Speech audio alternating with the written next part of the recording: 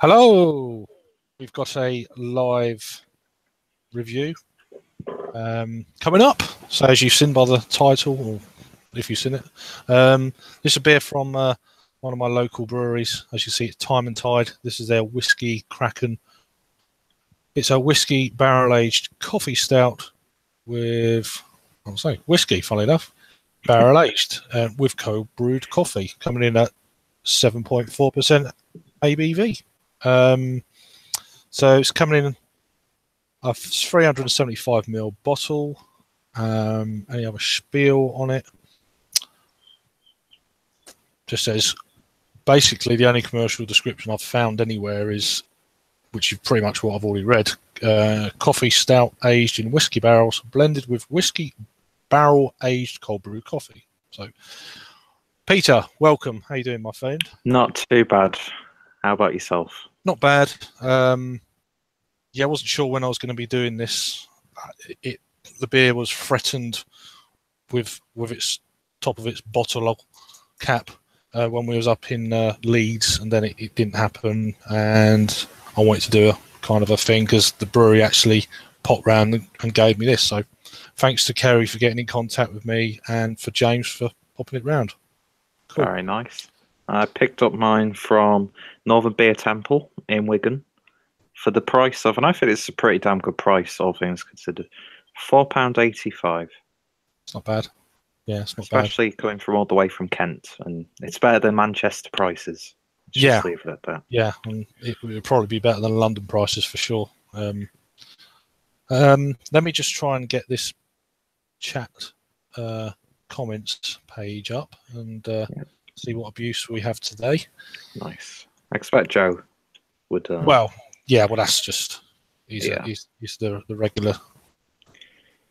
He's always on the patrol. Let me just.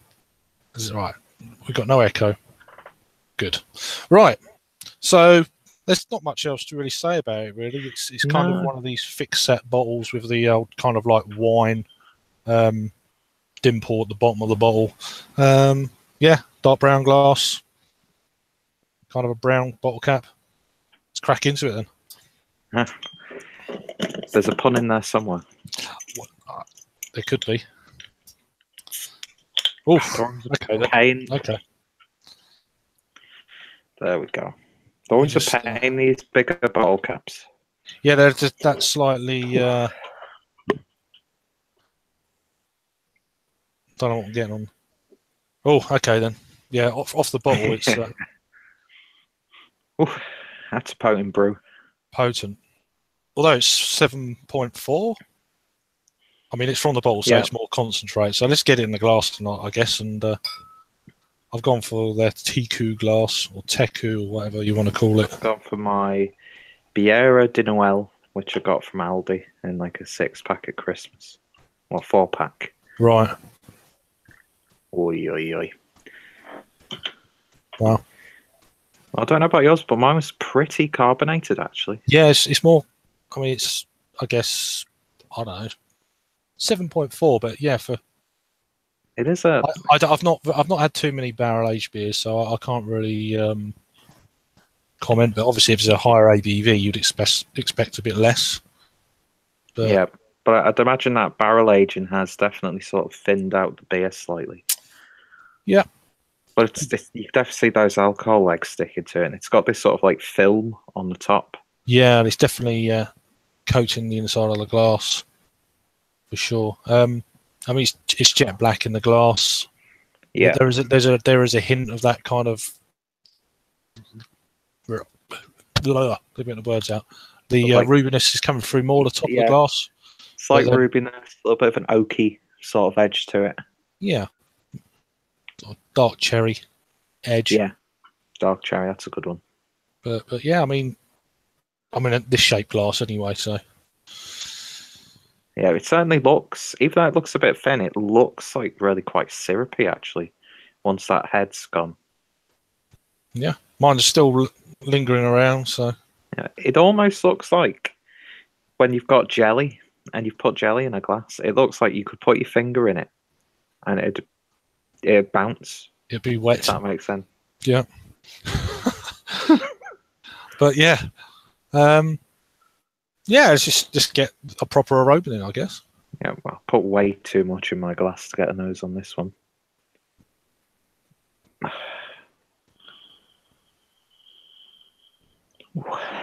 There's a big presence of whiskey for sure. Yeah, you do definitely get that whiskey. It's I don't know if it's first run whiskey barrels or which. Yeah, that's the thing about this beer. It would have been nice if they'd have somewhere on the label credited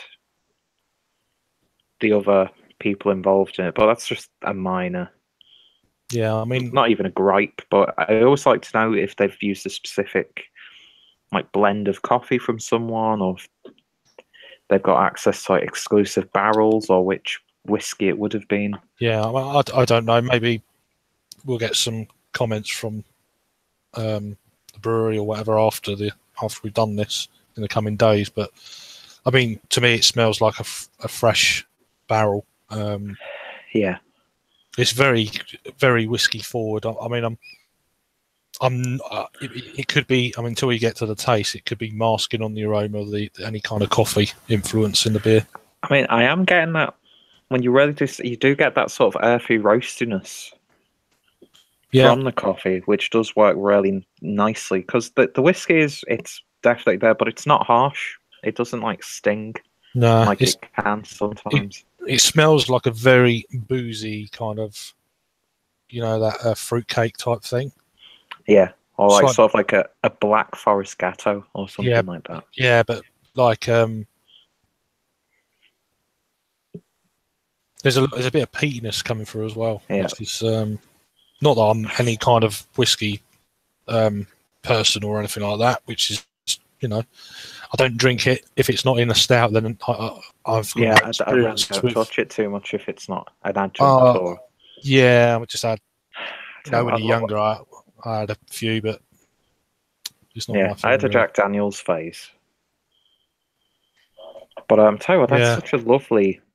It's like the longer it's in the glass, the more it settles down and almost smooths out a bit. I mean, it's the aroma's just settling down, like you say, and that's a massive bottle cap, isn't it? Yeah. 12th of the 12th, 2019. Best before. Yeah, same. Anyway. So, allergens. So you've got barley, oats involved in this as well. So, right, let's go for it. Yeah, it smells good. Cheers. Cheers. Cheers, Time&Tide.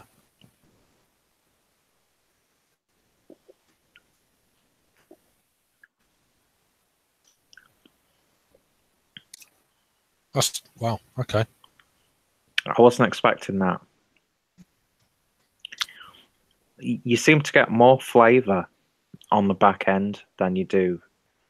I'm getting more coffee on the back end, but that initial first taste was whiskey chocolate, and then coffee. That's on the first taste. So a big woody sort of presence as well. Like you are tasting the barrel itself in this beer.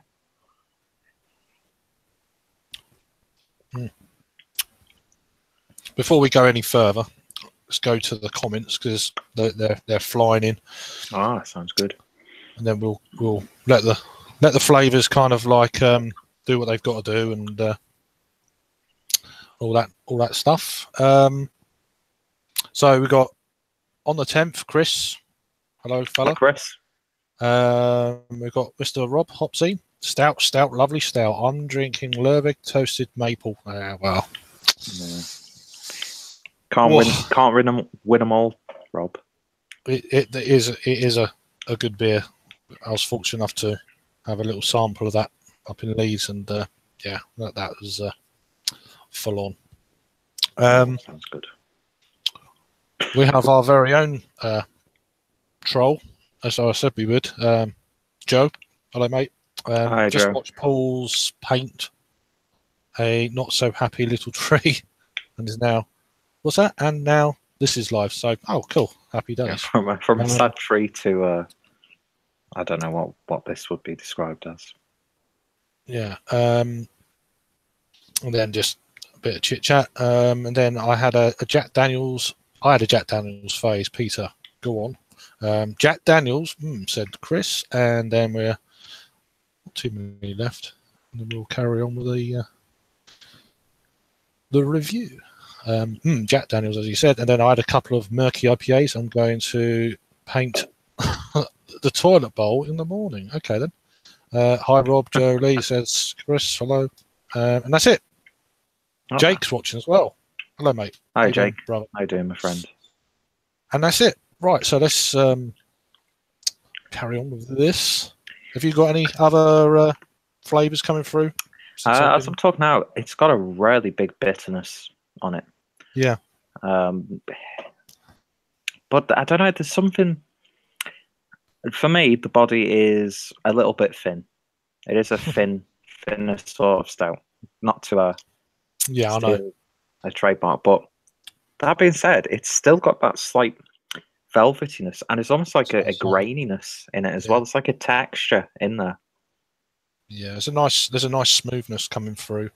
It's not too over the top. It seems to be, the more your palate gets kind of used to it, it's kind of mellowing out a little bit. It isn't that sharp, not sharp, but that boom of whiskey on the first sort of half of the taste, first taste that it is now. The whiskey is definitely more of a fragrant thing than a taste thing, I'd say. Yeah, sure. You smell it and you think you're going to get hit over the head with the whiskey, sort of like, even though it's completely different style, completely different style and different ABV, but like something like Backwoods Bastard from Founders. Yeah. That's when you get absolutely demolished by the whiskey character. Yeah. But this... I mean, on the first bit of aroma, I was a little bit concerned for my palate and where I am with this kind of style of beer, that it was going to be a bit too over the top with the barrel, with the whiskey. But on the taste, it's actually not too bad. It's quite, it's there, but it's not killing every other flavour off. It's not overpowering anything. Everything in as it's described on the label, you're sort of getting. I mean, I've never had barrel aged coffee on its own before, so I can't really tell you if that would be like, wow, they've really nailed that barrel aged coffee. But you get the coffee in there, you get like that flavour of a black coffee, then the bitterness as well, but also that slight green earthiness of like a freshly roasted coffee almost. Yeah. It's like a subtle baker's chocolate in there. For sure. And then this almost like vanilla flavour coming from the whiskey. There's definitely a sweetness as well, although it's got a big bitterness. I don't know what the IBUs are. It's not anywhere on the bottle or on Untapped. I had a quick look. But... No, it's amazing how little information there is about a beer like this. But it is what it is. But yes, it's definitely. I mean, for the price point as well. I mean, I think I saw it somewhere for. I could have been wrong. It might have been $4.50, but I may have seen it for $3.50 somewhere. It's like, I'm pretty sure that's what I saw. That is just anything under a $5 for this beer. I think it's worth picking up. For the price, I can't complain about it. If you like your whiskey kind of infused stouts, then it's not blowing your head off. I'm not particularly picking up much alcohol, although it is there. There's a little bit of warming, but it's only a 7.4. Yeah, you definitely know it's a 7.4% beer. Yeah, I think it depends what you're used to as well. Yeah. with ABVs, but it's got a really high drinkability to it. It is really good. But for what it is, it's something that you could. Sorry. Oh, sorry. It's something that you could probably drink way too fast. It could be a beer that you actually have more than one of, especially say you've had a few beers already during a day or afternoon, and you come onto this. If this was in a bar, you could have 2/3 and be a bit merry and think, yeah, I'll have another one, and then you might know about it. But I'm getting more chocolate notes coming through now. That baker's chocolate. I'm almost picking up a little bit of kind of caramel or something as well. Yeah, yeah. Sort of and that Rolo or something like that. Yeah, sort of like a darker chocolate or like munchies. Munchies. Mm. Yeah, a bit peckish. But no, again, it's that chocolate. It's got that slight powder. Like if you've got drinking chocolate and you've not mixed it in properly, yeah, and you can feel it on your tongue, you're getting that sort of sensation, which is really nice. So it's got like a bit of oomph in it in that way. Mm. But I think this is a really good example of how you can put it in a whiskey barrel aged. You can barrel age it in a whiskey barrel, but it doesn't have to be an extreme in your face beer. This is sort of like a sessionable whiskey barrel aged beer, and it's one that you could very easily recommend to someone who's trying to get into this sort of stuff.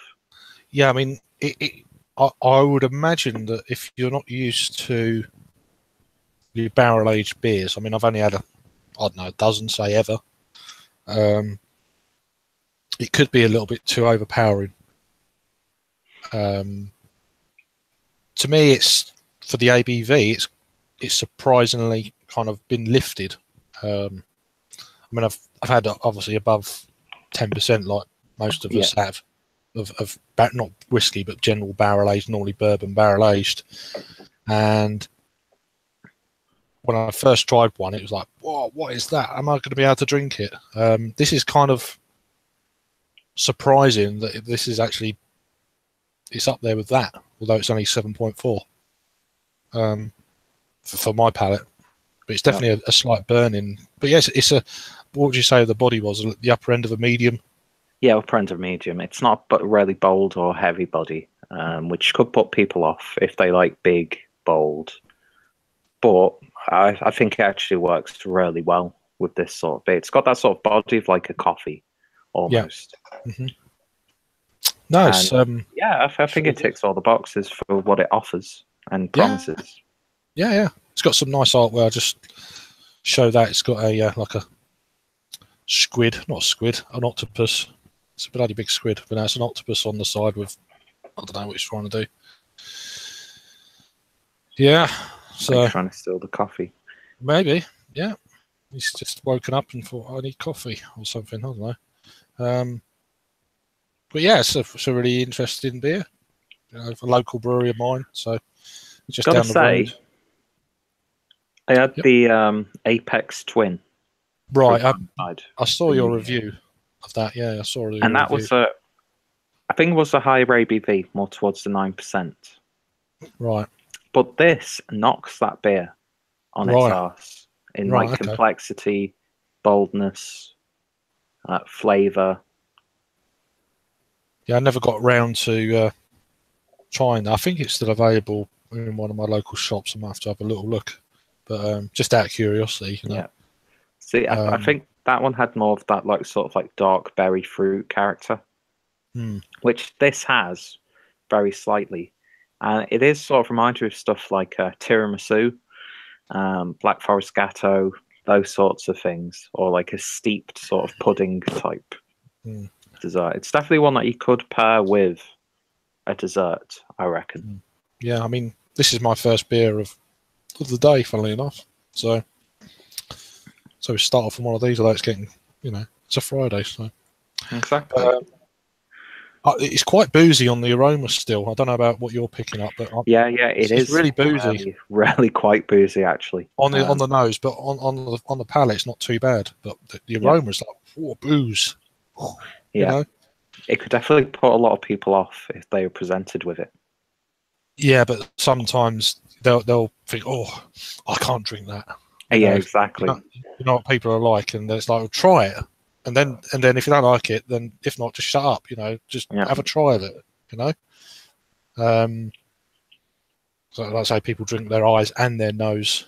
So, drink it, see what you think. Just give it a go. Don't like it, fair enough. If you don't like it, great. I can have it.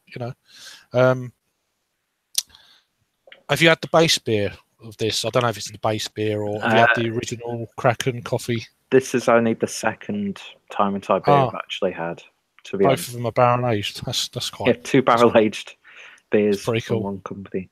But yeah, Time&Tide, they're one of those breweries that I'd love to try some of their lighter beers. Well, if you get to the what's the name of the bloody place? The Moth in Manchester. Moth. Yeah, Beer Moth. Yeah, Beer Moth has a good range of their beers. I noticed when we was up there that they had a couple of their like core range beers. So, but I think out of the core range that the Kraken coffee stout is, I think they're best. They done another beer called Castilla IPA, but they don't seem to, they don't. I don't think they brew that anymore, which is a shame because I thought that was a cracking, not a Kraken IPA. Kraken IPA. A Kraken.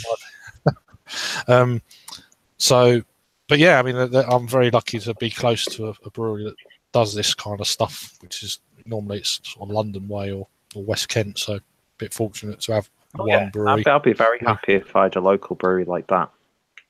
Yeah, just going off 2 beers, of course, but yeah. Do you want to do the comments for the second bit? I would, but I don't have the comments page loaded. I'll being have very to unprofessional today, Craig. I'm letting the side down. I'm sorry. No, it's all right. I just won't read them. Fair enough. Trying to think. Just everyone says hello, and then Chris says smooth. It's a bit thin, Peter. First, you make Nick jokes, and now you're still Paul's trademark. Yeah, says Average Joe. The truth will come out. Then Chris says, I've got a feeling this is going to be a 3-hour review. No, it's not. We're going to be going in a minute. No, we're finished. We're pretty much done here. We're not going to be talking about nothing else. We'll bore you all on another channel somewhere, I expect, or when I speak to you next. Kraken itself hasn't got a full body, so I thinking barrel age might make it even thinner. Not a full body, yeah. So this is the upper and the medium body, Jake. So for me, anyway. Yeah, it's definitely one I'd recommend for people to try. Because it's something a little bit different with a barrel aged stout. I'm not sure whether this is on. It could well be on Honest Brew, but I don't know. I haven't really looked for kind of local breweries beers because generally I can just get them. So it's but there's no need for me to do it. But if you was out further afield, then just check your local bottle shops. I'd guess. I'm sure you can get. If I can get this in Wigan, you can get it in there. So there you go. It's got that far. So I'm guessing it's distributed in good reputable bottle shops, etc. So anyway, starting to waffle. Would you give this a rating or anything? I would probably give it maybe a 9 out of 10 because I really do enjoy it. I just would like a little bit more body to it. Just a tiny bit, not too much. But to consider what the ABV is and the fact that barrel aging can sometimes thin the beer even more. Yeah. It's close to being like a 9.5. Yeah, I think this is a really good beer, to be honest. I'd have to say I actually prefer the base beer, the original Kraken coffee, their core range, over this. That is just, I'd put that up there with Magic Rock's Common Grounds. It's on that level. They're both very similar beers. They are different, but of that quality. That's what I mean. Similar. Oh yeah. Similar. This is still a very good beer. If I saw this around, whether this is going to be like a, they'll bring it out next winter or whatever, I don't know. If they do, then I'll certainly buy a couple of bottles just to kind of put away.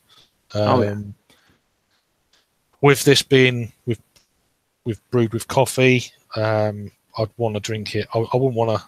I mean, some coffee beers they fade more than others for some reason, but as I found out when I had a few coffee beers and I forgot I had them, and then I tried them. And, that's good. Big like hit of coffee. Yeah. Then others are just like there's nothing at all. So, so for me, for a rating, then I don't think I want to go quite as high as you, Peter, but I certainly give it an 8.5 out of 10. So it'd be 4.25, whatever it is on Untapped. Have a quick look at Untapped, and then we'll clear off. Sounds good.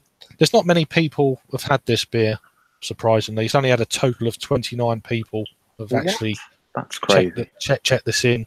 And there's been 24 ratings. 8 people have had this in the last 30 days. It's coming in at 4.33, so that's just a shade over what I'm giving it. And it's between our scores, really. So yeah. A good average. Yeah.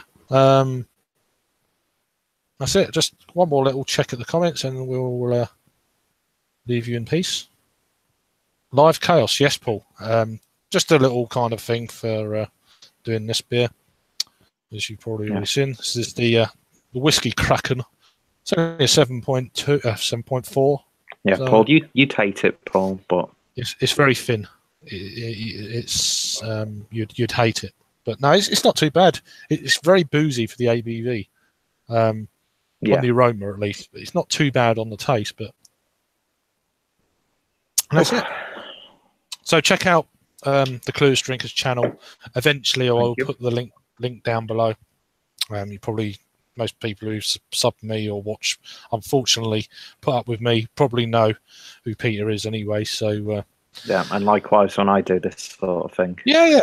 So I think everyone watches everyone else these days. So yeah. And that's it. Let's clear off. Yeah. Thank you for having me, Craig, and thank you guys for watching this live review. Yeah, thanks for Time&Tide for slipping me a bottle. And thank you to Northern Beer Temple for being a really damn good bottle shop. Yeah, it's good that you've got a good bottle shop. Oh, God, yeah. Anyway, thanks for watching, and I'll see you on the next review. See you guys later.